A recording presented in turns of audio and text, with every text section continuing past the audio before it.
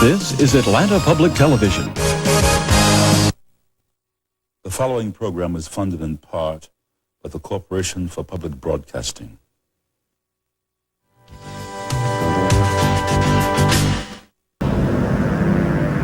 Brandon Lee is Jake Lowe.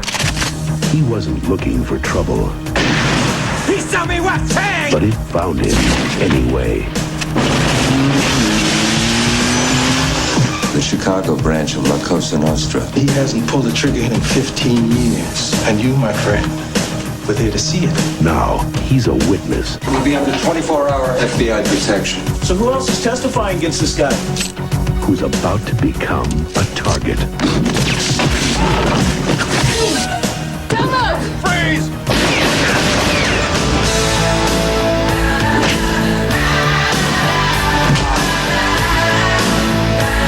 The only way to fight fire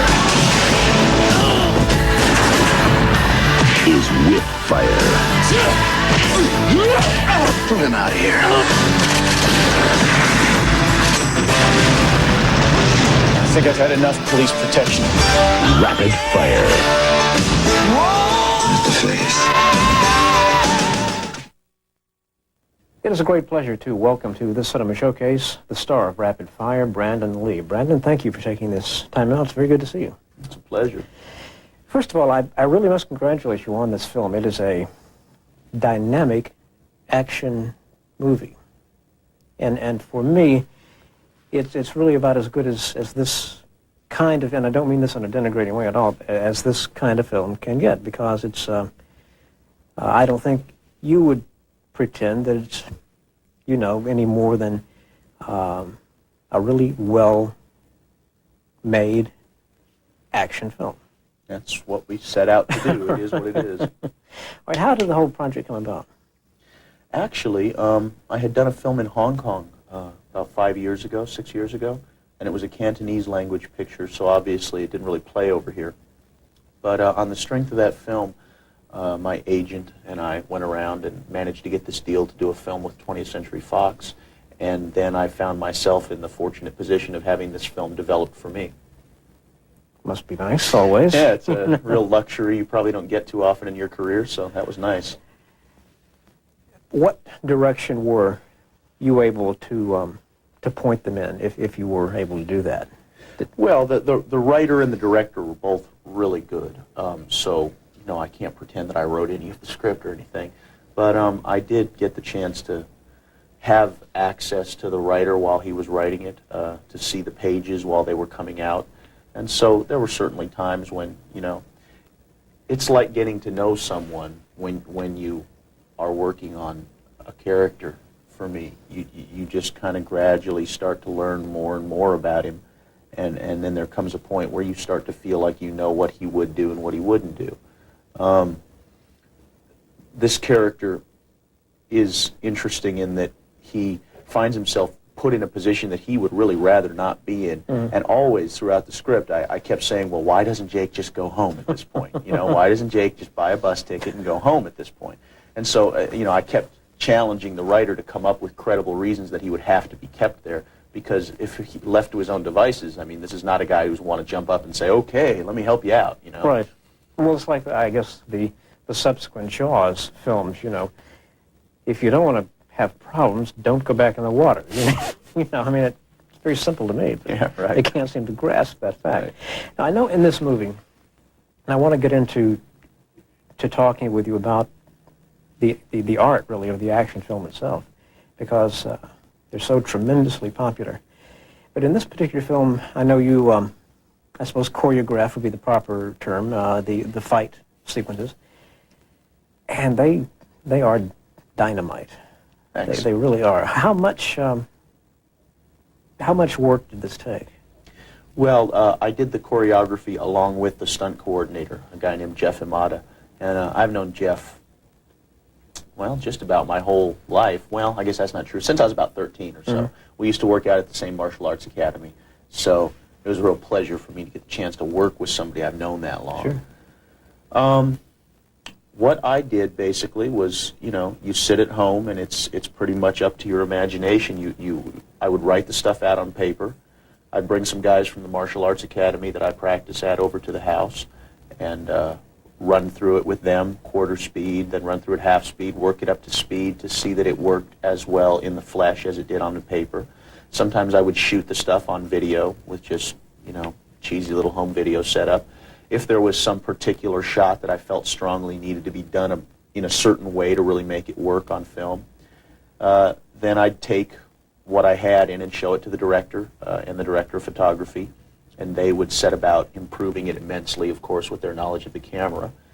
And then most crucially, I'd have the rehearsal time with the actors or the stuntmen, if that was the case, to work through it until we started to really get a feeling for each other's rhythms, because that's, I think, how you start to get some of that authentic feeling to the combat on film, so it doesn't look like the guys, waiting for you to throw the punch Sure. and ducking out of the way, And we've all seen those, I think. Yeah, God knows we have. And then we'd shoot it, and that was it. And we were fortunate in having an editor on this film, Gib Jaffe, who happens to have a black belt, so he had a real understanding for the way that the fight scenes flowed. So by the time you actually got to the shooting of an action sequence, you knew precisely what was going to happen. Yeah, nothing was left much to chance at that stage of the game. Well, yes. I mean, you knew what the movements were going to be, just like you know what the lines in a scene are before you do it. But, hopefully, let's hope there's always still a bit of spontaneity and aliveness to it. But, when you're dealing with things that are potentially hazardous to people's health, there's got to be a good deal of professionalism involved. Because I don't think anybody should ever get hurt on film set. That's my feeling as choreographer. I would agree. Everybody, I think, always assumes, and I ask this question not for me, but for all the viewers there. Did anybody get hurt? We were pretty fortunate. I broke my toe, my big toe. It sounds kind of mundane, but it actually sidelined me pretty good. It must have hurt terribly. My foot swelled up like a grapefruit, and about all I could do was hobble for a couple days.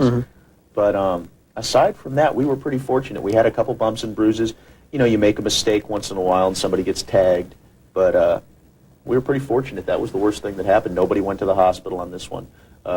My stunt double cut his arm in one sequence on some tempered glass. But really, aside from that, it wasn't too bad. Can you train the virtual novice in martial arts to the point where, when it comes time to shoot, finally, the scene itself, can you train him or choreograph him to the point where it looks like this fellow or this lady is just a master of the art? Can you choreograph it that way?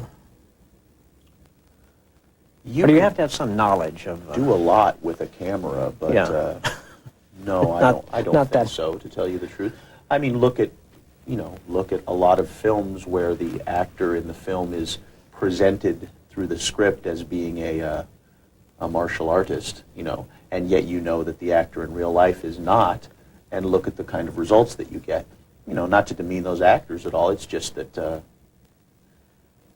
if you don't have it, you can fake it to a degree, I suppose, but it goes beyond choreography. There's a lot of the beats in between the movements and the techniques. Unless you've had the training and you've done some degree of fighting, I just think it'd be like me playing the piano. I mean, you could teach me to look like I was doing it, but I wouldn't really have any heart for it, All right, that really brings me then to a question about action films in general. And martial arts films in particular. What do you think is the general state of those films today? Are we inundated with a lot of fakes? That's not my job. All right, we have, as you said, we have a lot of actors, or some actors, who we know are not martial artists, or who even probably can't even spell martial arts, who are out there pretending to do martial arts. But generally speaking, do you think the people we have who are quote-unquote famous today in that area, are they worth the audience's $7 to go see? I think the work speaks for itself. You go see the film and you have your own opinion of it. So we're not going to pin you down on names, are we? It's not my job, man. All right, let me ask you the inevitable question, and that would be: do you think it was preordained that you eventually get into this business because your father, Bruce Lee, was the world's best known martial arts expert? I don't think it was preordained that I get into acting. No one in my family ever tried to push me towards it. Mm-hmm. I didn't have people when I was growing up saying, oh, you're going to have to follow in your dad's footsteps. In fact, my certain people, were very quick to point out to me just how difficult this business can be. My dad passed away. It's been almost 20 years. So at the time that I started trying to get my start in acting, it's not like there were a lot of people waiting around his former contacts to welcome me with open arms. I think that it's probably been helpful to me to be his son in terms of a movie like Rapid Fire. It's also sometimes a hindrance in that people seem to have an opinion of you before they meet you, because you kind of have a comma after your name, and they've already filled in the blank. Right. I mean, but overall, it's something that I think's been a pretty positive influence.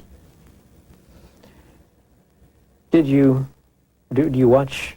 Maybe a silly question. Forgive me if it is. Do you watch his films, and if so, do you consciously learn from them? Oh yeah. I saw that I was on the set when most of them were made. I've seen them all when they came out in the theater when I was a little kid, and I've seen them all 30, 40 times since then. I have them all on tape at home.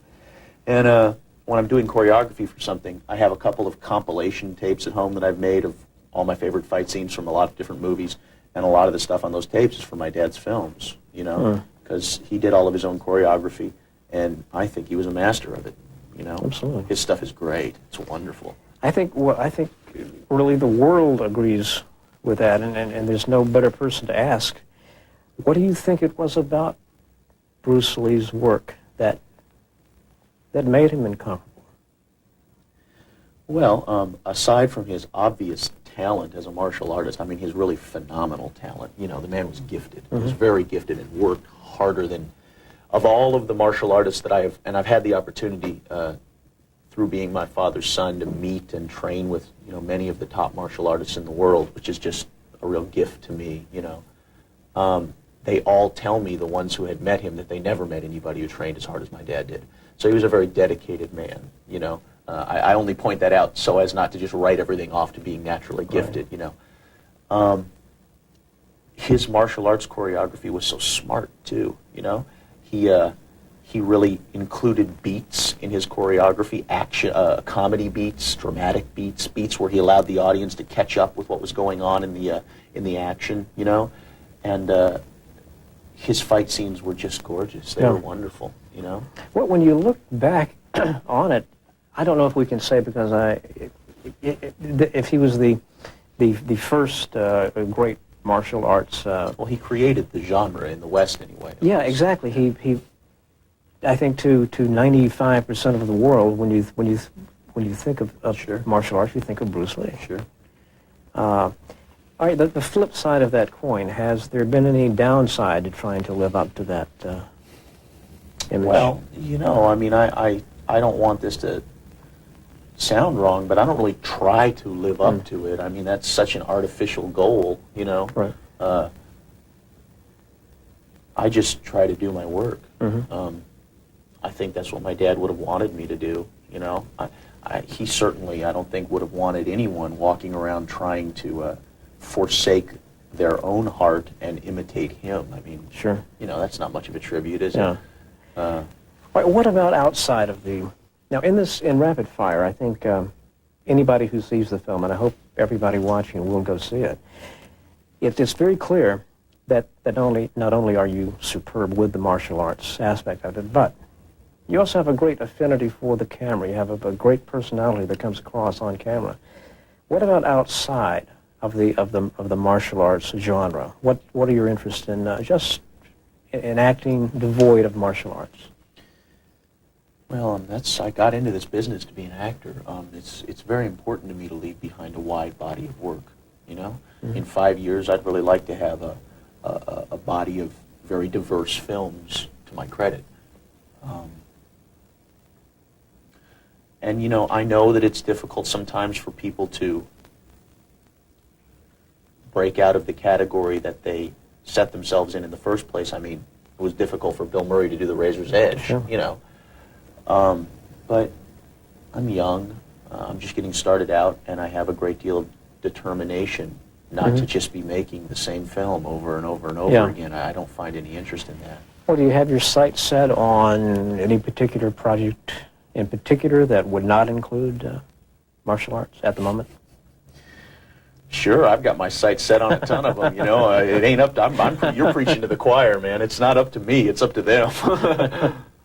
But you definitely are looking, as they say, at those scripts. Sure am. Terrific. I want to thank you so much for taking this time out. It's been a joy talking to you. Thank you. And I urge everybody to go see Rapid Fire. And Brandon, thank you so much. Great. Thank you. Okay.